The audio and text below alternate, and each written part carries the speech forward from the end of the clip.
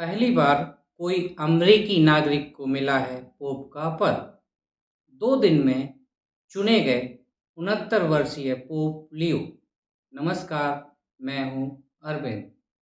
गुरुवार 8 मई को cardinal Robert Francis Prevost को 1.4 बिलियन रोमन कैथोलिक्स ने अपना पोप चुना।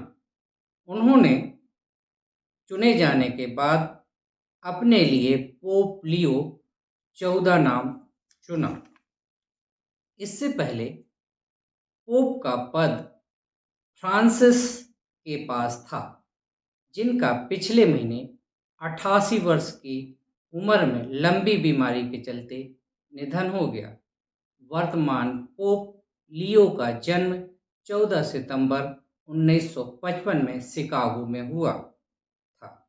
इन्होंने पेंसिल्वेनिया की विलानोवा यूनिवर्सिटी में मैथ्स से ग्रेजुएट किया। पोप लियो 14 की मां मिल्ड्रेड मार्टिनेज स्पेनिश और फ्रेंच परिवार से संबंधित थी। वहीं इनके पिता फ्रेंच और इटालियन वंश से संबंधित हैं। इनके 2 भाई भी हैं। शिकागो के कैथोलिक थियोलॉजिकल यूनियन में पढ़ाई के बाद 1982 में प्रीस्टहुड अपनाया।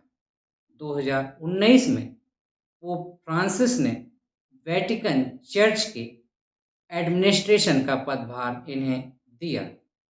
साथ ही 2023 में पोप फ्रांसिस ने इन्हें कार्डिनल बनाया। रोमन कैथोलिक चर्च के ये 267वें पोप चुने गए हैं।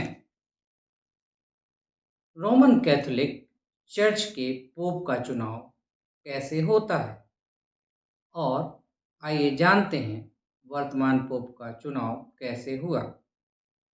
7 मई को वेटिकन सिटी के रोमन कैथोलिक चर्च में एक कॉन्क्लेव शुरू हुआ और इस कॉन्क्लेव में कॉलेज ऑफ कार्डिनल्स एकत्र हुए। वर्तमान में कॉलेज ऑफ कार्डिनल्स में कुल 252 मेंबर हैं और इन 252 मेंबर्स में केवल वही लोग वोट कर सकते हैं जिनकी उम्र 80 वर्ष के ऊपर हो, और इस हिसाब से इस 252 मेंबर वाले कॉलेज में से केवल 135 मेंबर ही इस योग्य थे जो वोट कर सकते थे।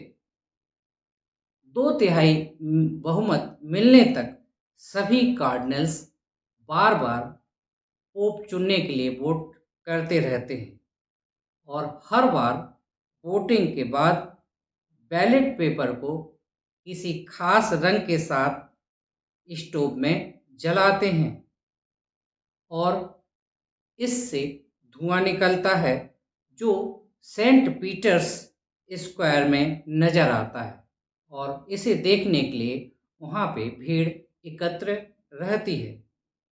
और अगर चिमनी से काला धुआं निकलता है तो यह इस बात का प्रतीक होता है कि अभी फैसला नहीं हुआ है।